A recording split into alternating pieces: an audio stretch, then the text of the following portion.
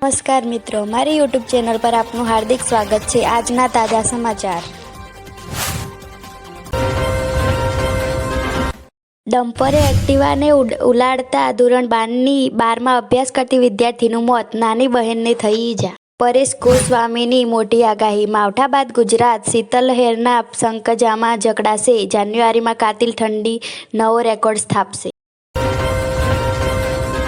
અમદાવાદના SG highway પર ભયંકર અકસ્માત, ડમ્પરે પાછળથી બે કારને ટક્કર મારતા બંને કારનો કચ્ચરઘાણ।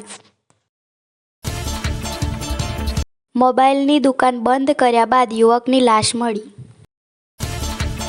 ખેડૂતો માટે હેતુલક્ષી નિર્ણય, ભારતીય રિઝર્વ બેંકના ગવર્નર શક્તિકાંત દાસે તેમના છેલ્લી મોનેટરી પોલિસીમાં ખેડૂતોને મોટી રાહત આપી છે।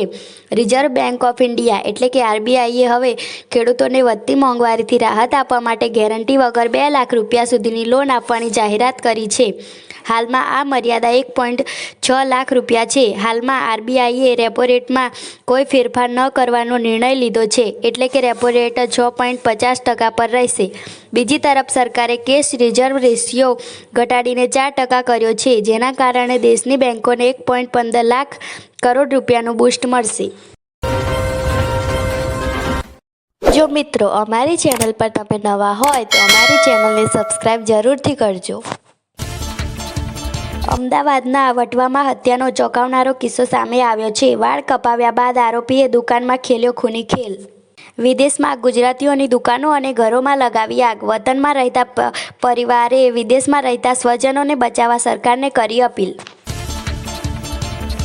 રાજ્ય સરકારના વિવિધ વિભાગોની જનકલ્યાણલક્ષી યોજનાઓની માહિતી સામાન્ય નાગરિકને આંગળીના ટેરવા પર એક જ ડિજિટલ પ્લેટફોર્મ ઉપર સરળતાથી મળી રહે તે હેતુસર ગુજરાત સરકાર દ્વારા મારી યોજના શરૂ કરવામાં આવી છે। જનકલ્યાણલક્ષી યોજનાઓની માહિતી સામાન્ય નાગરિકને આંગળીના ટેરવા ઉપર એક જ ડિજિટલ પ્લેટફોર્મ પર સરળતાથી મળી રહે તે હેતુસર ગુજરાત સરકારના માહિતી ખાતા દ્વારા મારી યોજના પોર્ટલનું નિર્માણ કરવામાં આવ્યું છે।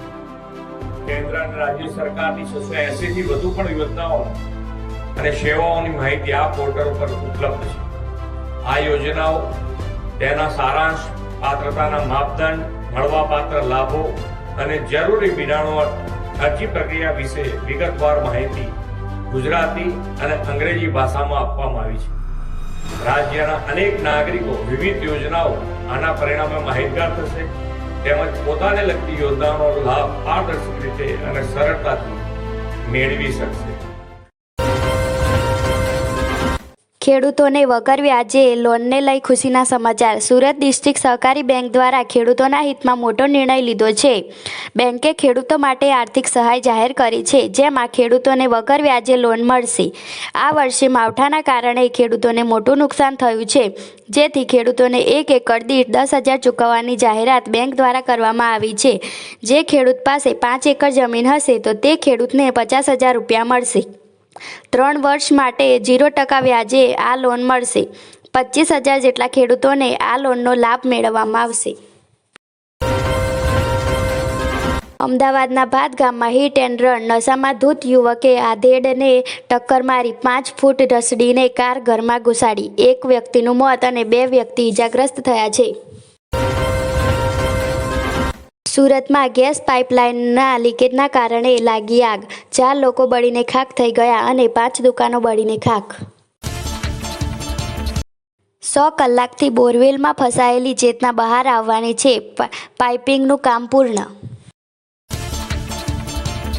જેતપુરના થાણાંગાલોડ ગામે કેનાલમાં દંપતી બાઇક સાથે ખબકાતા પત્નીનું મોત।